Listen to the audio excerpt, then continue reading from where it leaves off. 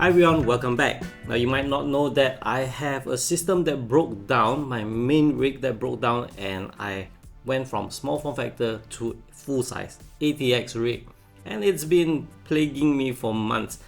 Finally, I have now a motherboard to replace my dead motherboards, which I'll probably cover some other day. So this is the replacement motherboard, a colorful B850I gaming frozen. So this motherboard, huge thanks to Colorful's distributor GMC Worldwide for preparing this unit for me. Thanks so much. So yeah, with this said, let's dive into the details of this motherboard. Now the first thing I like about this motherboard is that it has nice VRM heatsink over for this side, none at the top, it's okay. And then speaking of VRM heatsink, it comes it's available for the M.2 slot as well. And not only that, the M.2 slot has a clip that holds onto the drive first before you screw before you secure the heatsink, and that is a nice touch. Same thing that I saw in other colorful motherboards. Now the next thing I like, since I already talked about M.2, is that it comes with two M.2 slots, one at the rear, one at the front side, top side. And this is what I like about motherboards, or more like I would say that this suits my preference of ITX motherboards. Some people, they are fine with one M.2, but personally I always prefer to have two, especially for my main rig, one for the OS, one for the storage, which is just nice. So for this rig that I'll be setting up, I'll be using my XPG drives for both. Is already on my main system, which will be transferred over here. And my plan is to use the Ryzen 7 7700 for CPU, and I also have XPG non-RGB memory for this build. Though bear in mind that this build, I may mention a lot of XPG. This is not sponsored by XPG. I just so happen to have various products that I've been using over the years which suits this build. Now another thing I like about this motherboard is that it has front USB Type-C header. Now there are some ITX boards and even other form factor motherboards, some of them do not come with front USB 3.2 header. So this is nice, especially when you're using cases that has Type-C connectivity and you want it to be fast. Definitely a plus point.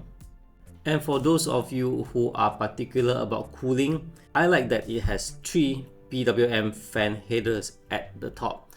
Not only has 3, all 3 of them are at the top, so you can route it around all to the same location without having to worry about where it goes to, some at the bottom, some whatever place. All 3 at the top.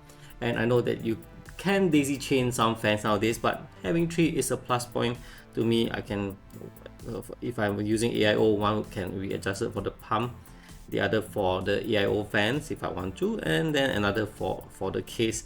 It's all good. I like this part. And lastly, let's talk about RGB. There's no lighting on this motherboard. However, for those of you who want to do light up your system, there's ARGB pin here and over here. So 2, which is again I think plenty sufficient, especially talking about small form factor, which not many, well there are, my rig actually can put LED lights, but I will not be putting. Some people prefer RGB LED, mine will be blacked out. But I'm deviating from the point that you have ARGB pins for this motherboard.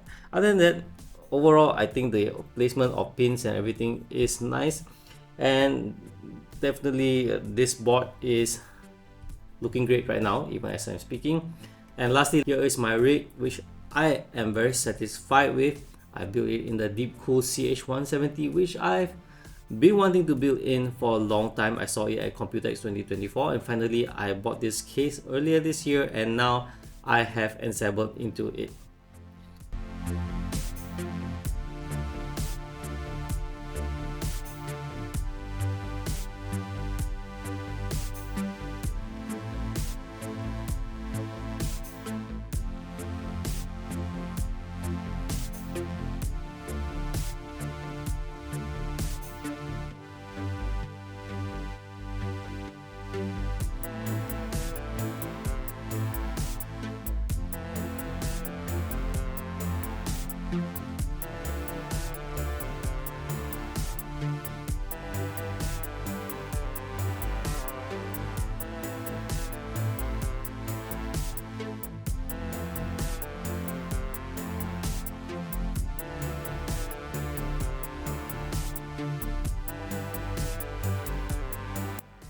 A quick jump to this one. As you can see, different shirt because it's a different day of recording.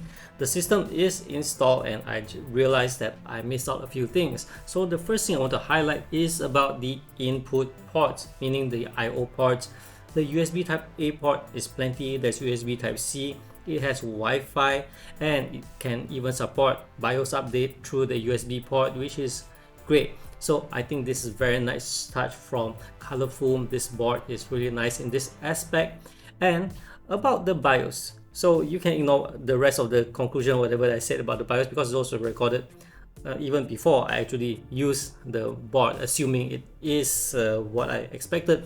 But it turns out that it is actually, I think, better than what I expected. So I did manage to tune the CPU the way I like, because the BIOS, it reminds me very much of what I saw in ASRock's interface. A bit of design change, but the interface is pretty much like what I've experienced before. So tuning my Ryzen 7 7700 to the way I like with the PBO, the curve and everything else, it works great. So pretty much that. So this is it for my add-on from what I've pre-recorded. Alright, so we've come to the end of this video. Very nice motherboard.